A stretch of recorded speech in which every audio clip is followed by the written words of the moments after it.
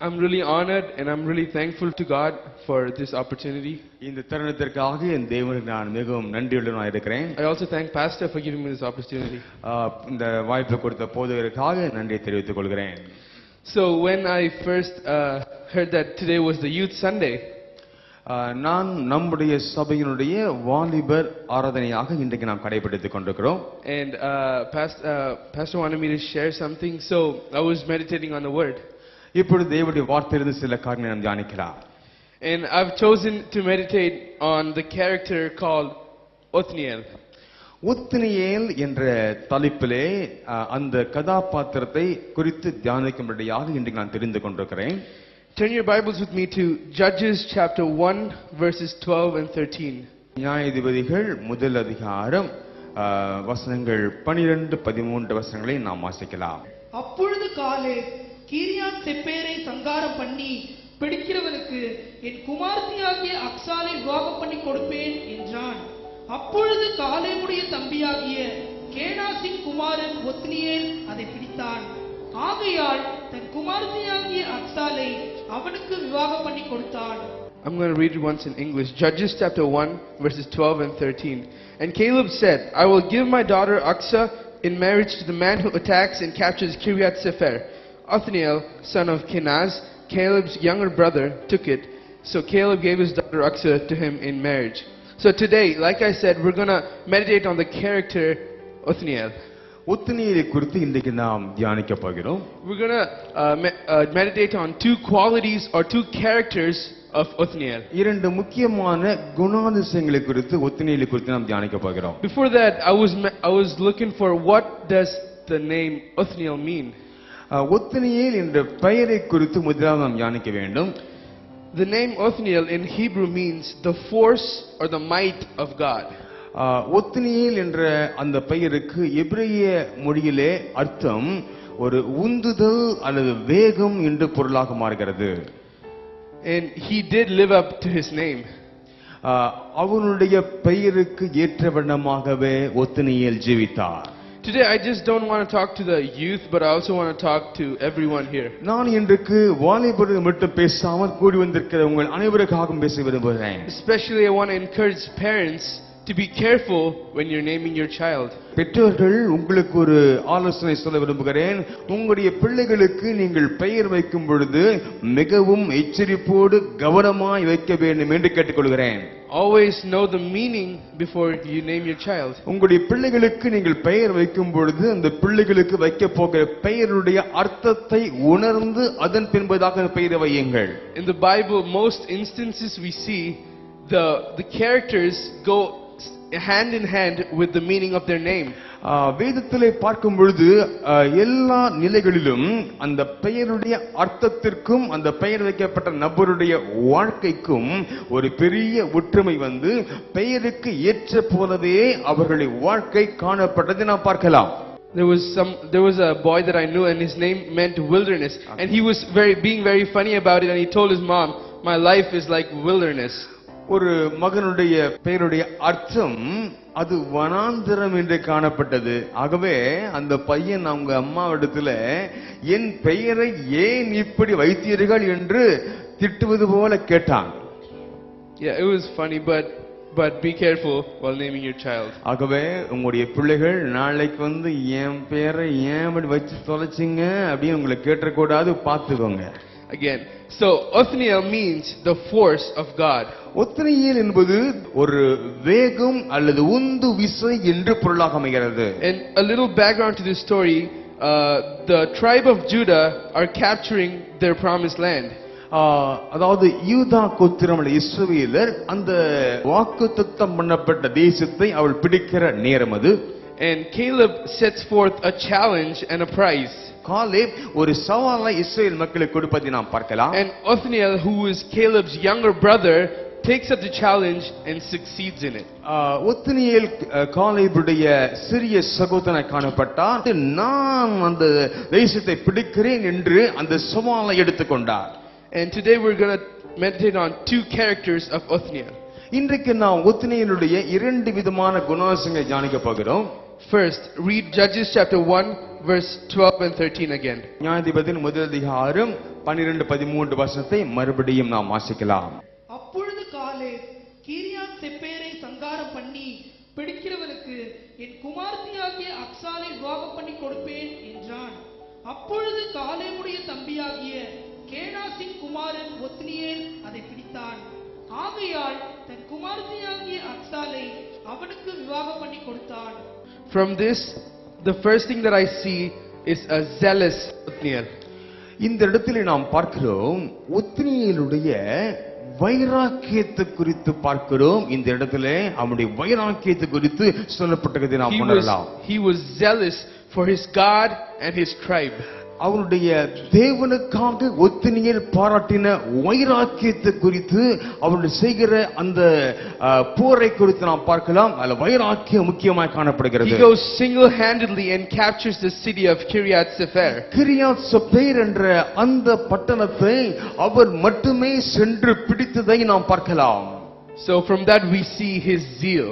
அதிலே நாம் பார்க்கும் பொழுது அது வைராக்கியமாக தேவனுக்காக நான் யுத்தம் பண்ணுகிறேன் என்ற அவனுடைய ஜீவித்தின் வைராக்கிய நிமித்தமாக அவன் தனி ஒரு நபராக சென்று அந்த தேசத்தை அந்த பட்டணத்தை சங்கரித்ததை நாம் பார்க்கிறோம். Okay, right now something that's been really famous is the FIFA World Cup, right? இப்பொழுது நடந்து கொண்டிருக்க உலகத்தின் நடப்பு என்னவென்றால் FIFA வேர்ல்ட் கப் என்ற கால்பந்து விளையாட்டு. அதை உலகமெங்கும் ரசித்து பார்த்து கொண்டிருக்கிறார்கள். There have been really a lot of surprises because the big teams that were supposed to win are losing. ஒரு பெரிய பரிசுக்காக வெற்றி பெறுகிற அணியினர் காத்து கொண்டிருக்கிறார்கள். அதாவது அதை தவறவிடுகிறவர்கள் அந்த பெரிய பரிசையும் தவறவிடுவார்கள். But this incident got my attention. இந்த சம்பவம் என்னுடைய கவனத்தை சற்று திருப்பினது. There was a World Cup that took place in 1994. 1994 ஆண்டு உலக கால்பந்து போட்டி நடைபெற்றது. And on June 22nd there was a match between the United States of America and Colombia.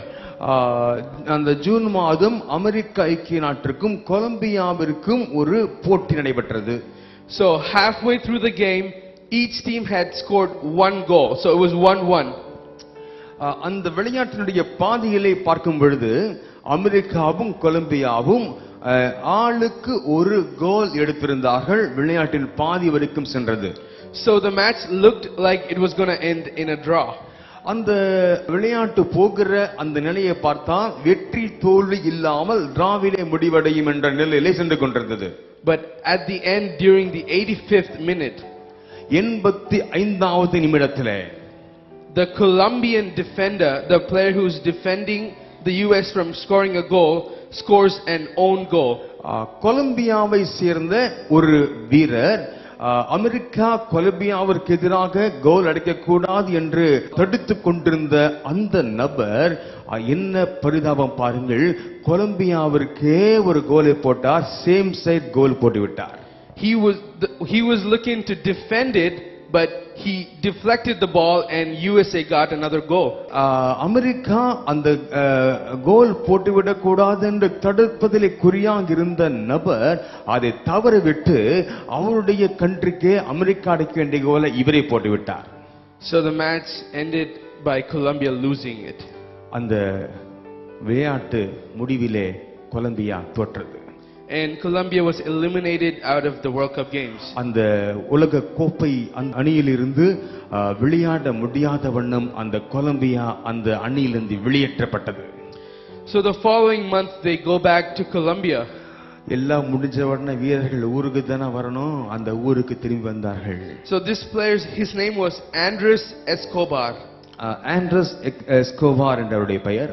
So when he was just hanging out with his friends one day, அவருடைய நண்பரோடு கூட அவர் ஒரு நாள் இருக்கும் பொழுது they were this topic came up and they were making fun of him, saying you betrayed your own country. இந்த பேச்சு அவளுக்குள்ளே வந்தது. என்னவென்றால் சொந்த நாட்டுக்கு எதிராகவே கோல் அடித்து விட்டாயே என்று மக்கள் சொன்னார்கள். This argument got so hot and it got so violent that they shot him dead. என்ன பரிதாபம், அந்த வாக்குவாதம் அப்படியே முட்டிக்கொண்டு சென்று கடைசியிலே அந்த நண்பர்கள் எல்லாம் சேர்ந்து அதே நாட்டுக்கு கோல் போட்ட அந்த நபரை சுட்டுக் கொண்டார்கள். He's dead now. அவர் இப்பொழுது உயிரோடு இல்லை. What are we zealous for? அந்த மக்கள் எதற்காக வைராக்கியம் பாராட்டினார்கள்? They were zealous for a sport. அவர்கள் ஒரு விளையாட்டுக்காக தங்கள் வைராக்கியத்தை பாராட்டினார்கள். Many players don't have passion, they just do it as a job because they get money for it. அநேகர் இந்த விளையாட்டை பார்க்கும் பொழுது பணம் சம்பாதிக்கிறதுக்காக செய்கிறார்கள். And for such a thing people are so zealous. ஆனால் சில மக்கள் அதை ஒரு வைராக்கியமாக ஒரு அபிதமாக ஒரு கோபத்தோடு அவர்களை கண்டு எடுத்துக்கொண்டு அதை அவர் உண்மையாகவே தோற்றுவிட்டதாகவே நினைத்து அந்த காரியம் செய்ததை பார்க்கலாம். I want to ask you one thing today. What are you zealous for? நான் இன்றைக்கு உங்களிடத்திலே ஒரு கேள்வியை கேட்க விரும்புகிறேன். நீங்கள் எதற்காக வைராக்கியம் பாராட்டுகிறீர்கள்? Are you zealous for the things of God or not? நாம் தேவனுடைய காரியத்திற்கென்று அவர் வைத்திருக்கிற அந்த காரியங்களுக்கென்று அவருடைய ராஜ்யத்திற்கென்று அவருடைய சபைக்கென்று அவருடைய கட்டளைகளுக்கு நாம் வைராக்கியம் பாடுகிற காணப்படுகிறோமா? அல்லது இந்த உலகத்திற்காகவும் அழிந்து போகிற பல காரியங்களுக்காகவும் நம்முடைய வைராக்கியம் காணப்படுகிறதா?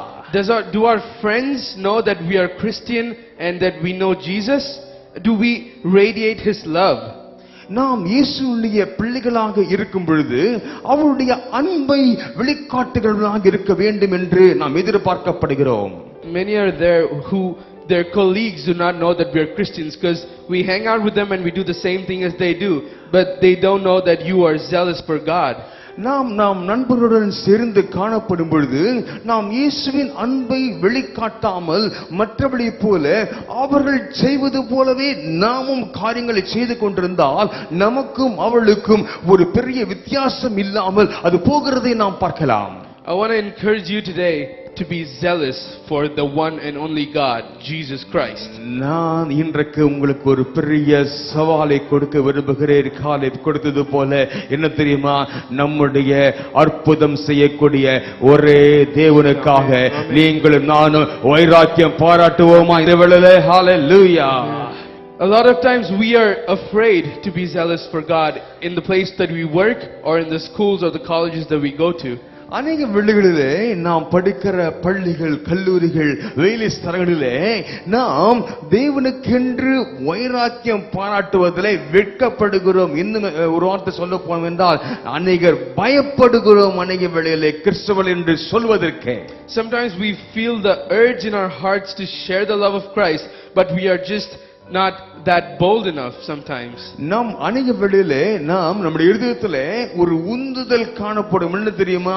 இயேசுவை குறித்து சொல்ல வேண்டும் என்ற உந்துதல் காணப்படும். ஆனால் பயந்து கொண்டு அதை அப்படியே அடக்கிக் கொள்வோம். Many of us think that is not the right place to share the love of Christ. அநேக வேளையிலே நாமே ஒரு தீர்மானம் செய்து கொள்வோம், இது சுவிசேஷம் அறிவிப்பதற்கு ஏற்ற இடமல்ல என்று நாமே தீர்மானித்துக் கொள்வோம்.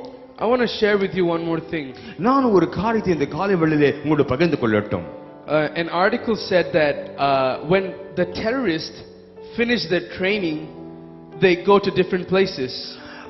தீவிரவாதிகள் தங்களுடைய பயிற்சி காலம் முடிவடைந்தவுடனே அந்த தீவிரவாதத்தை நடப்பிப்பதற்காக பல இடங்களுக்கு அவர்கள் செல்வார்கள்.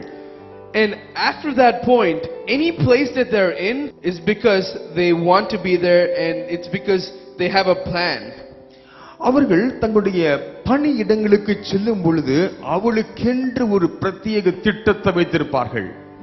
They're not there by chance, they are there according to their plan. அவர்கள் ஏதோ ஒரு நோக்கமற்றவளாக அவர்களுடைய இடத்திற்கு செல்ல மாட்டார்கள். அவள் எங்கு சென்றாலும் ஒரு திட்டம் அதன் பின்னாலே இருக்கும். My dear friends, I want to tell you, wherever you are right now, is God's plan for you. என்னுடைய நண்பர்களே, இந்த காலவேளை ஒன்று சொல்ல விரும்புகிறேன். கர்த்தர் உங்களை எந்த இடத்திலே கொண்டு சென்றிருக்கிறாரோ உங்களை குறித்த ஒரு திட்டத்தோடு கூட அந்த இடத்திலே கொண்டு சென்றிருக்கிறார். ஒரு நோக்கம் இல்லாமல் நீங்கள் இருக்கிற இடங்களிலே நீங்கள் காணப்படவில்லை. தேவனுடைய கரங்களோடு இருந்து அந்த நோக்கத்தை, அந்த திட்டத்தை, அந்த தீர்மானத்தை உங்களை கொண்டு நிறைவேற்றுவாராக. I tell you today that you are in the center of His will. இந்த காலவேளை நான் சொல்லுகிற காரியம் என்னவென்றால், நீங்கள் இருக்கிற இடம், நீங்கள் பணி செய்கிற இடம், நீங்கள் படிக்கிற வேலை செய்கிற இடம் என்னவென்றால் தேவனுடைய சித்தத்தின் மையத்தில் ஆக்கும் நீங்கள் இருக்கிறீர்கள். தேவனுக்காக வைராக்கியம் பாட வேண்டியவர்களாக காணப்படுகிறீர்கள். He has placed you there for a purpose. உங்களை அந்த இடத்தில் தேவன் கொண்டு போய் வைத்ததற்கு ஒரு முகாந்திரம் உண்டு. So be zealous for God wherever He's planted you. அந்த இடத்திலே நீங்கள் தேவனுக்காக வைராக்கியம் பாராட்டுங்கள். Can we all close our eyes and pray right now for this point? நாம் எல்லாரும் கண்களை மூடி அனைவரும் தேவனிடத்திலே அவர் நோக்கி பார்த்து ஒரு காரியத்தை ஜெபிக்கலாம். அந்த வேளையிலே a lot of our youth might say, I'm just not bold enough to share it with my friends. What might they think of me? They might think that I am not a normal person. நான் உம்மை குறித்து அறிவித்தால் என்னை ஒரு சாதாரண ஒரு நபராக நினைக்க மாட்டார்கள், எங்கிருந்து வந்த நபர் என்று நினைத்துக் கொள்வார்கள். ஆகவே நான் உம்முடைய சுவிசேஷத்தை அறிவிப்பதற்காக, உம்மை குறித்து அறிவிப்பதற்கு நான் பயந்து கொண்டிருக்கிறேன் என்று நீங்கள் சொல்லலாம். Today I pray that God pours over you a divine boldness in Jesus' name. தேவன் இந்த காலவேளையிலே ஒரு தெய்வீக தைரியத்தை உங்களுக்குள்ளே கொடுக்கும்படியாக நான் ஜெபிக்க போகிறேன். Boldness in Jesus' name. இயேசுவின் நாமத்திலே ஒரு தெய்வீக தைரியம் இந்த வேளையிலே இறங்குவதாக. He's giving you courage to be zealous for Him. ஒரு உற்சாகத்தின் ஆவியோடு கூட தேவனுக்காக வைராக்கியம் பாரக்கூடிய அந்த நிலையிலே உங்களை தேவன் மாற்றுவாராக. You're not going to be the same from today. You're going to be zealous for God wherever you go. இவ்வளவு நாள் இருந்தது போல ஒரு வைராக்கியமற்ற நோக்கமற்றவளா இல்லாமல் எங்கு நாம் செல்கிறோமோ அந்த இடத்தில் தேவனுக்காக வைராக்கியம் பாடுகிறவளா கர்த்தர் உங்களை நடத்துவாராக. Choose to be zealous for God. தேவனுக்காக வைராக்கியம் இருப்பதை தெரிந்து கொள்ளுங்கள். In Jesus' name we pray. இயேசுவின் நாமத்தில் பிதாவே. Amen. Amen. Next, let us see Judges chapter 3 verse 10. நியாயாதிபதிகள் 3ஆம் அதிகாரம் 10ஆம் வசனத்தை நாம் வாசிக்கும் பொழுது, அவன் மேல் கர்த்தருடைய ஆவி வந்திருந்ததினால் அவன் இஸ்ரவேலை நியாயம் விசாரித்து யுத்தம் பண்ண புறப்பட்டான். கர்த்தர் மெசொப்பொத்தாமியாவில் ராஜாவாகிய கூஷான் ரிஷதாயிமை அவர் கையில் ஒப்பு கொடுத்தார். ஆகையால் அவன் கை கூஷான் ரிஷதாயிமில் பலம் கொண்டது. Verse 10. The Spirit of the Lord came on him so that he became Israel's judge and went to war. The Lord gave Cushan-Rishathaim, king of Aram, into the hands of Othniel, who overpowered him. And the second thing that I want to share with you is Spirit-filled Othniel. இரண்டாவதாக நான் உங்களுக்கு சொல்ல விரும்புகிற ஒரு காரியம் என்னவென்றால், கர்த்தருடைய ஆவி அவன் மேல் வந்திறங்கினதினால், the Spirit of the Lord descended upon him.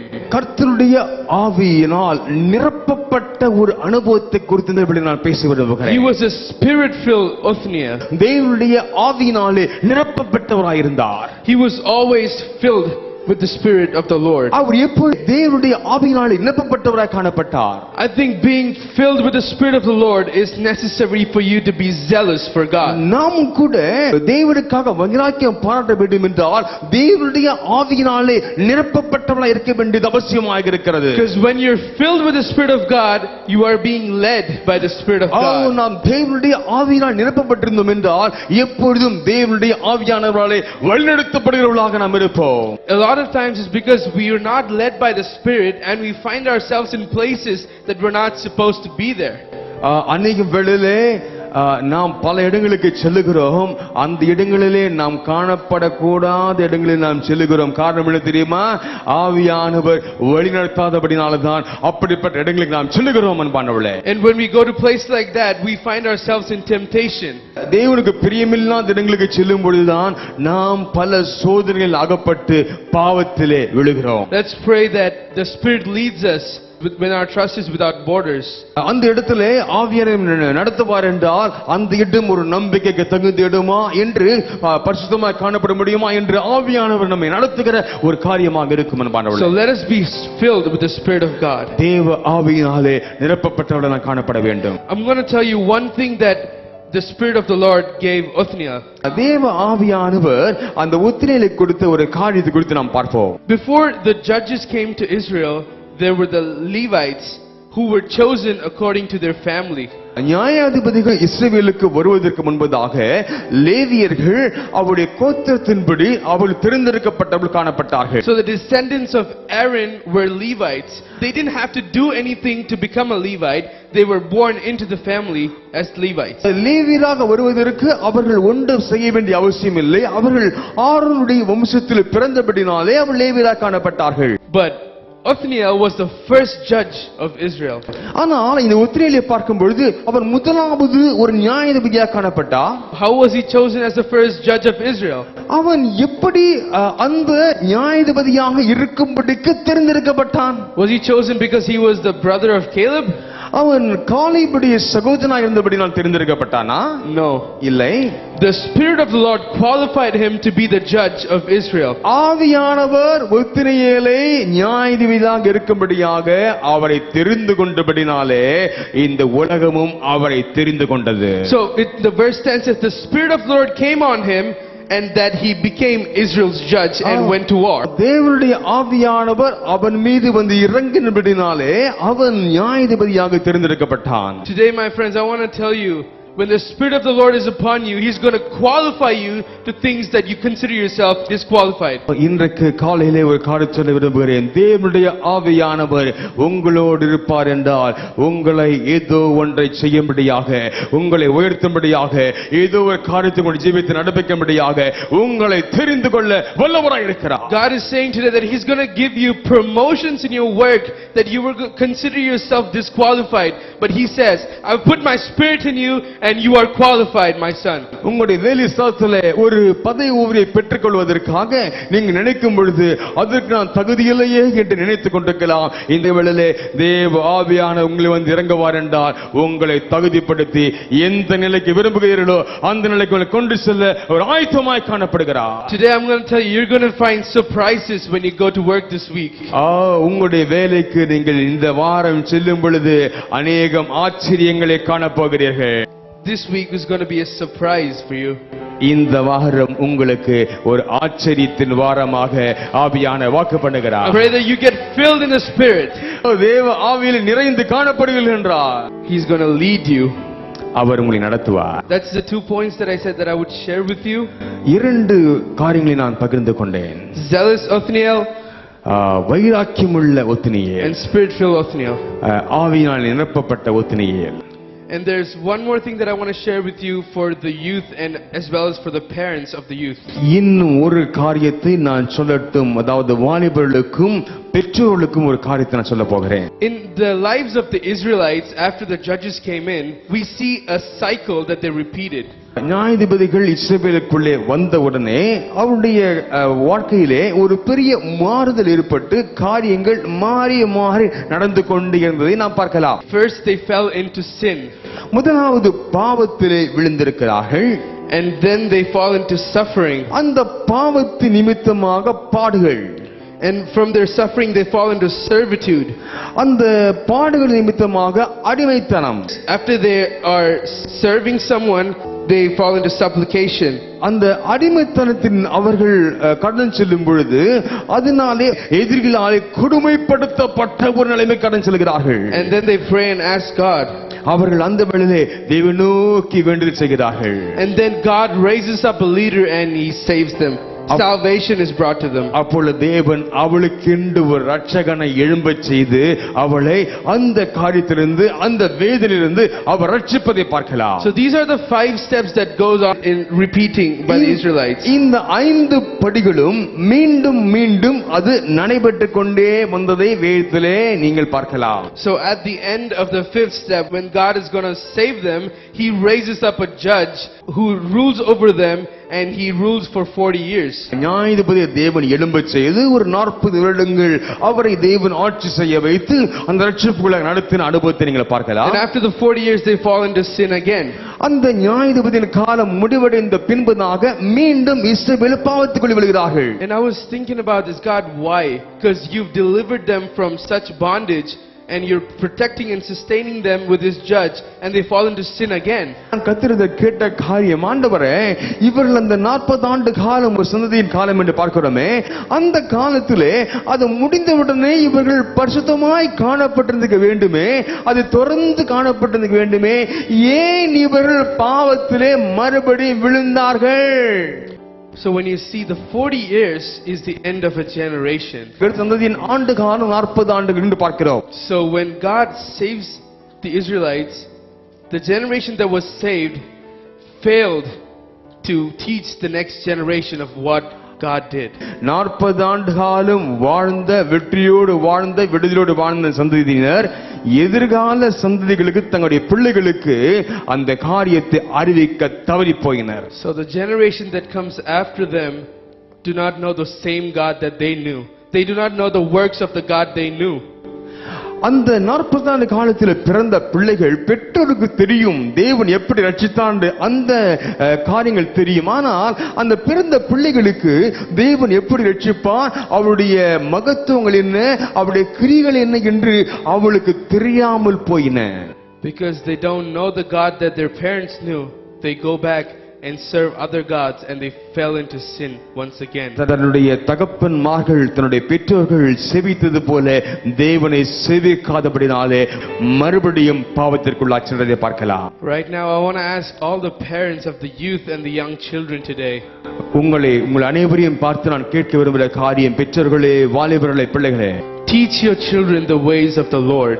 தேவனுடைய வழிகளை உங்களுடைய சந்ததிகளுக்கு போதியுங்கள். Teach your children what God did in your life. அவர்கள் விரும்பினாலும் விரும்பாவிட்டாலும் தேவன் உங்களை எப்படி நடத்தினார், அவர் நடத்தின வழிகளை போதிக்க ஆரம்பியுங்கள். Teach him the miracles and the wonders that he did in your life and in the past.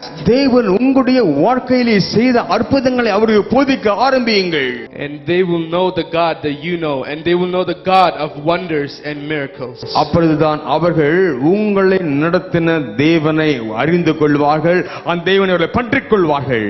And on this Youth Sunday, I want to encourage every parent, every youth to come to the youth meeting and on the Sunday school so that you may know the God of wonders and miracles. வாலிபர்களே, உங்களுக்கு சொல்லிக் விரும்புகிற காரியம் என்னவென்றால், நீங்கள் வாலிபர்களாக இருக்கிறவர்கள் வாலிபர் ஆராதனைக்கு வாருங்கள், பெற்றோர்கள் அனுப்பி வையுங்கள், சண்டே கிளாஸுக்கு பிள்ளைகளை அனுப்பி வையுங்கள். அப்பொழுது உங்களுடைய பிள்ளைகள் நீங்கள் அறிந்த தேவனுடைய மகத்துவத்தை உணர்ந்து கொள்வார்கள். Don't let the next generation not know the God that you know. I encourage the parents to encourage your kids to go to the youth meeting that we have on Sundays.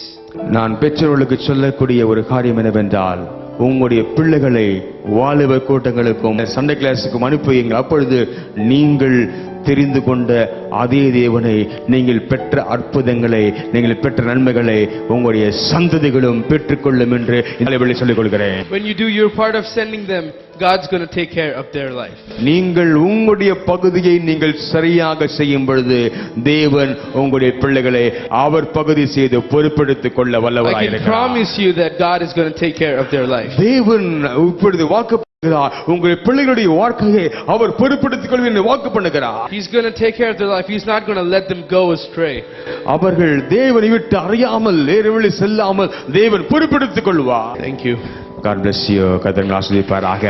Pastor B. Stephen மற்றும் திருமதி Chandraleela Stephen அவர்களால் ஸ்தாபிக்கப்பட்ட பல்லாவரம் அப்போஸ்தல கிறிஸ்தவ சபை அவர்களுடைய மறைவுக்கு பின் pastor விசுவாசம் அவர்களால் தொடர்ந்து வளர்ந்து வருகிறது. ஒன்றுமில்லாமல் ஆரம்பிக்கப்பட்ட இந்த சபையானது இன்றைக்கு ஆயிரக்கணக்கான ஆத்துமாக்களை கொண்டதாக மாற கர்த்தர் கிருபை செய்தார். உங்களுடைய பிரச்சனைகளுக்காகவும் ஜெப குறிப்புகளுக்காகவும் 24 மணி நேரமும் ஜெபிக்க ஆயத்தமாயிருக்கிறோம். நீங்கள் தொடர்பு கொள்ள வேண்டிய முகவரி பாஸ்டர் S.Visuvasam, விசுவாச அப்போஸ்தல கிறிஸ்தவ சபை, 12A ஈஸ்வரி நகர், பல்லாவரம், சென்னை 43. தொலைபேசி எண் 766-755-2299.